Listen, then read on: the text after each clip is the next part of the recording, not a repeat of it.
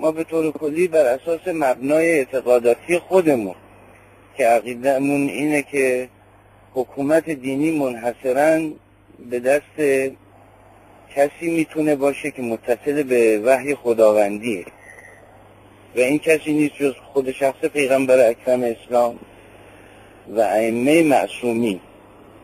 و الان که امام 12 ما در غیبت به سر میبرن، در عصر غیبت هستیم، در نتیجه نمیتونیم اقامه حکومت دینی و اسلامی داشته باشیم. ولی پدر بزرگ شما ببخشید، ولی پدر بزرگ شما چنین نظری نداشتن و ایشون بفرمایید. این بر مبنای مسئله ولایت فقیه. ولایت فقیه مبحثی است قابل اختلافی که بعضی ها قائلن که نداریم، ولایت فقیه چیزی به نام ولایت فقیه وجود نداره، بعضی هم گفتن وجود داره. پس شما با نظر و روش پدر بزرگتونم که بنیانگذار جمهوری اسلامی بود در این زمینه اختلاف نظر دارید؟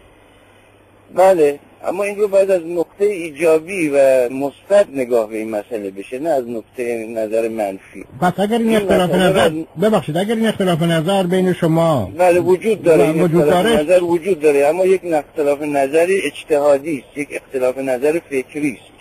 با وجود این شما در مصاحبتون گفته اید که اگر پدر بزرگ من الان زنده بود با آنچه که نظام حکومت جمهوری اسلامی است مخالف بود و به صف مخالفین میپیوست. چرا این صحبت می‌کنید؟ بله، اون به خاطر اعمال ظالمانه است که مرتکب میشن. منظورتون؟ اعمال ظالمانه، کارهایی که نادرسته، حتی اون چیزی رو که بهش ادعا دارن که اجرای اسلامه، به اون هم عمل نمی‌کنن. ممکنه چند نمونه بیارید شما؟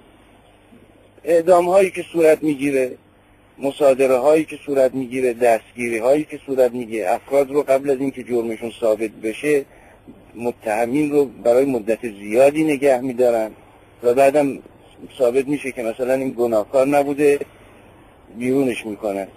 ولی این نکاتی رو که شما برشمردید در زمانی که پدر بزرگ شما در قید حیات بود و رهبر جمهوری اسلامی بود به شدت و حدت تمام ادامه داشت.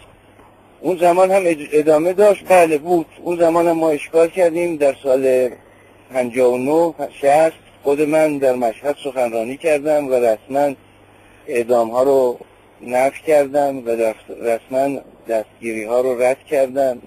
حکومت دینی و مذهبی هم باز در عصر غیبت امام زمان با مشکلاتی برخورد میکنه در عالم واقع و خارج که اون مشکلات نمیذاره خود به خود کارها صورت بگیره.